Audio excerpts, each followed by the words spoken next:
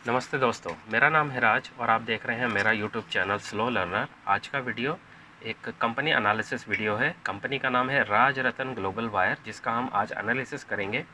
ये एनालिसिस 4 हिस्सों में होगा। पहले हिस्से में कंपनी का फंडामेंटल, दूसरे हिस्से में कंपनी का बिजनेस मॉडल एनालिसिस, तीसरे हिस्से में इसके वैल्यूएशन और लास्ट हिस्से में इसका टेक्निकल एनालिसिस जो कि चार्ट पे होगा। अब ये सारी इन्फॉर्मेशन को यूज़ करेंगे और देखने की कोशिश करेंगे क्या ये बिज़नेस आज की डेट में एक अच्छी कंडीशन में है, जो आने वाले टाइम में अपने इन्वेस्टर के लिए एक बड़ा पैसा बनाने की अपॉर्चुनिटी देता है या नहीं। और ये सारी इन्फॉर्मेशन को यूज़ करेंगे, उसमें देखेंगे इनके नंबर्स कैसे हैं, कंपनी का ओवरव्यू क्या चल रहा है आजकल, कंपनी कैसे नंबर्स प्रोड्यूस कर रही है और इनके सेल्स ग्रोथ के नंबर कैसे दिख रहे हैं। तो चलिए शुरू करते हैं। सीधा चलते हैं कंपनी के पहले बिजनेस मॉडल की तरफ। कंपनी करती क्या है पहले उसको समझने की कोशिश करते हैं, फिर इसके फंडामेंटल एनालिसिस देख लेंगे। जो इनका मेन बिजनेस है वो है ब्रीड वायर बनाने का। अब ये ब्रीड वायर इस्तेमाल होती है टायर के अंदर। आपने देखा होगा टायर के अंदर कुछ लोहे की वायर्स रहती हैं, वो टायर को प्रोटेक्शन देती हैं। प्लस इनकी जो वायर है, अर्थ मूवर, जो बड़े बड़े ट्रक्स रहते हैं जो कोयले की खदानों में, मिट्टी की खदानों में, रिफाइनरी में काम करते हैं, आपने देखा बहुत बड़े बड़े जंबो साइज़ के ट्रक रहते हैं, उनके टायर बनाने में इस्तेमाल होता है। एरोप्लेन के जो टायर्स होते हैं, हाई प्रेशर, जब वो उतरते हैं तो बहुत ज़्यादा उन पर प्रेशर रहता है, जब वो लैंड होते हैं तो ये उनमें इस्तेमाल होता है, जिससे उनकी टायर को वो मजबूती और मिलती है। तो ये बेसिकली इनका बिजनेस है, मोटा मोटा इतना ही हमें जानना है। थोड़ा सा इनका पीपीटी पे चलते हैं और वहाँ थोड़ा सा और ज़्यादा डिटेल में दिया होगा इनका बिजनेस, वहाँ चल के इसको देखते हैं और समझने की कोशिश करते हैं। वायर जो बनती हैं आपको देखने में कुछ ऐसी लगेंगी। ये देखिए स्क्रीन पे, ये इस तरीके से कुछ वायर्स बना रहे हैं। ये वायर बना के ऐसे रखते हैं, यही वो वायर है, पतली सी हैं लेकिन बहुत मजबूत हो जाती हैं जब वो उसके अंदर फिट करते हैं। ये इनका प्रोडक्शन हाउस है। एक बार इनके वेबसाइट पे भी चल के देखते हैं। ये देखिए यहाँ पे ये ऐसे वायर्स बनती हैं, इसकी उसको स्टोर करते हैं और ये वायर बेसिकली टायर के मैन्युफैक्चरिंग में, टायर को बनाने में, उसकी मजबूती बढ़ाने में इस्तेमाल होते हैं। अलग अलग टाइप के टायर्स हैं जो वहाँ पे इस्तेमाल जाती हैं। ठीक है, तो ये इनका मोटा मोटा बिजनेस मॉडल है।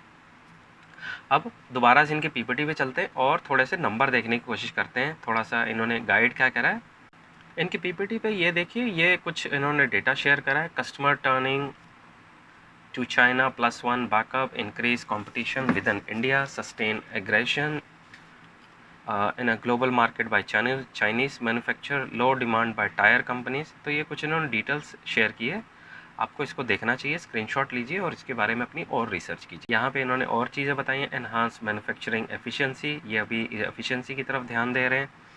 और इन्होंने और भी बहुत सारे काम कर रहे हैं, अपने एक्सपोर्ट की तरफ ध्यान दे रहे हैं, नए नए कस्टमर को एक्वायर करने की कोशिश कर रहे हैं, इंटरनेशनल बिजनेस में घुसने की और वहाँ जाके सेल करने की कोशिश कर रहे हैं। अच्छा साइन है। लास्ट में इनके सीधा चलेंगे इनके नंबर्स के ऊपर, जो कि फंडामेंटल एनालिसिस के टाइम पता लगेगा, और वहाँ चल के देखते हैं कि कंपनी कैसा परफॉर्म कर रही है। ये इनके क्लाइंट्स हैं, आप देख लीजिए, काफ़ी बड़े बड़े नाम हैं, इंटरनेशनल ब्रांड भी हैं इसमें, MRF, BKT, Hankook, Michelin, CEAT, Goodyear. तो आप देख सकते हैं, तो काफ़ी बड़ी लिस्ट है क्लाइंट की। अब चलते हैं सीधा फंडामेंटल एनालिसिस करने के लिए, एक बार इनके स्क्रीनर पे चलते हैं और वहाँ चल के देखते हैं कि कंपनी करना क्या चाह रही है। कंपनी आज की डेट में 2100 करोड़ के मार्केट कैप पे, जो कि स्मॉल कैप कंपनी है, स्मॉल कैप से मिड कैप की तरफ जाने की कोशिश कर रही है। सेल्स ग्रोथ 1.56, 3 साल का एवरेज है। ऑपरेटिंग प्रॉफिट मार्जिन 13, ROE 11, और इंडस्ट्री का पी है इनका 24 और स्टॉक का पी है 35। पेग रेशो 2.93 है। इन जनरल कहा जाता है 1 का पेग रेशो से ज़्यादा अगर शेयर में पे पहुंच जाता है तो वो काफ़ी महंगा हो जाता है। ठीक है, चार्ट का ट्रेंड डाउन ट्रेंड है, ओवरऑल डाउन ट्रेंड और वीक दिख रहा है मुझे। क्वार्टरली रिजल्ट्स देखिए इनके फ्लैट दिख रहे हैं मुझे, 214, 233, 240, 220, 245, 218 और 251। और नेट प्रॉफिट 15 करोड़ है, 20 करोड़ से कम हो के 15 करोड़ हो गया, क्योंकि इनके मार्जिन्स यहाँ पे थोड़े डिप करके, अदर इनकम 1 है और इंटरेस्ट की कॉस्ट 7 करोड़ है।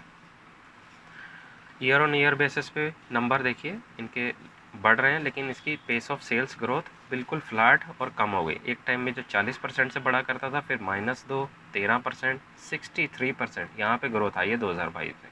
ये वो टाइम है जब कोरोना कोविड अनलॉक हुआ था, और कोविड का जो लॉकडाउन लगे थे, अनलॉक हुए थे, उस टाइम में जब ऑटोमोबाइल्स की में ज़बरदस्त ग्रोथ आई थी उस टाइम में, और उसके बाद देखिए 0%, -0.5% और 5% ग्रोथ हुई है। तो pace of sales growth flat है, गिर चुका है, बिल्कुल मरा पड़ा है, अब ग्रोथ आगे देख ही नहीं। एक टाइम में प्रॉफिट जो 120 करोड़ था वो कम हो गया 60 करोड़ हो गया, तो 50% प्रॉफिट डाउन हुआ है और सेल्स ग्रोथ ज़ीरो हुई है। सेल्स ग्रोथ के कंपैरिजन में प्रॉफिट ग्रोथ के नंबर देखिए कितने बुरे दिख रहे हैं मुझे। तो आपको ये सारी चीज़ें ध्यान में रखनी चाहिए कि आज के टाइम में बिज़नेस की जो हेल्थ है, जो इस कंपनी के सेल्स ग्रोथ की जो नंबर्स दिखा रहे हैं और जो हेल्थ ओवरऑल है वो अभी कमज़ोर दिख रही है, ठीक नहीं है। रिजर्व्स ठीक है, 600 करोड़ 550 करोड़ है, उसके कंपैरिजन में 250 करोड़ बोरोविंग है, जो कि अगर कोई देनदारी इनकी है तो वो इसको देख सकते हैं, अपना चुका सकते हैं, कोई इशू नहीं होगा इनको। कैश फ्लो देखिए, कैश फ्लो में भी नेगेटिव में है, तो कैश फ्लो जनरेट करने में इसको मुश्किल हो रही है। और इसके अलावा प्रमोटर होल्डिंग 65% से अभी मेंटेन है, FIIs निकल चुके हैं, DIIs 8% पहले थे अभी भी हैं, और पब्लिक होल्डिंग 26% थी, आज भी 26% है। सीधा चलते हैं एक्सेल शीट पे और अपने फाइनल व्यू की तरफ चलते हैं, कैसा दिख रहा है वो एक बार देख लेते हैं। सेल्स ग्रोथ 2% दिखा रही है, pace of sales growth flat है, ट्रेजेक्टरी फ्लैट है, क्वार्टर ऑन क्वार्टर बेसिस पे फ्लैट है, ऑपरेटिंग प्रॉफिट मार्जिन 13 है, ROE 11, कंपनी का P 35 है, प्राइस टू बुक 3.77 है, इंडस्ट्री का P 24, पैग रेशो 3 का है, काफ़ी महंगा, इसलिए मैंने इसके वैल्यूएशन को वेरी एक्सपेंसिव में रखा है।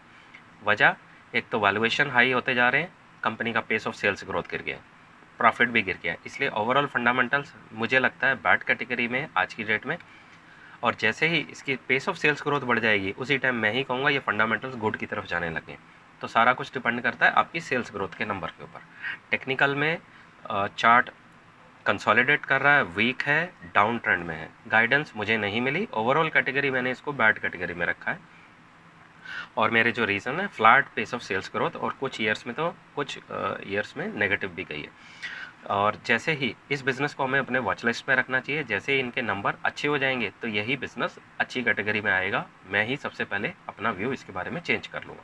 तो कोई भी एक फिक्स व्यू बना के नहीं बैठना है। फ्रेंड्स, प्लीज़ आप इस वीडियो को लाइक शेयर सब्सक्राइब कर दीजिए, क्योंकि आपके लाइक शेयर सब्सक्राइब से मुझे बहुत मोटिवेशन मिलता है, और उस मोटिवेशन से मैं आपके लिए ऐसे और इंटरेस्टिंग और नॉलेजेबल वीडियो लाता रहूँगा। तो प्लीज़ आप इस वीडियो को लाइक शेयर सब्सक्राइब कर दीजिए। तो ये था मेरा आज का वीडियो। आई होप मेरे इस वीडियो से आपको काफ़ी कुछ सीखने को मिला होगा।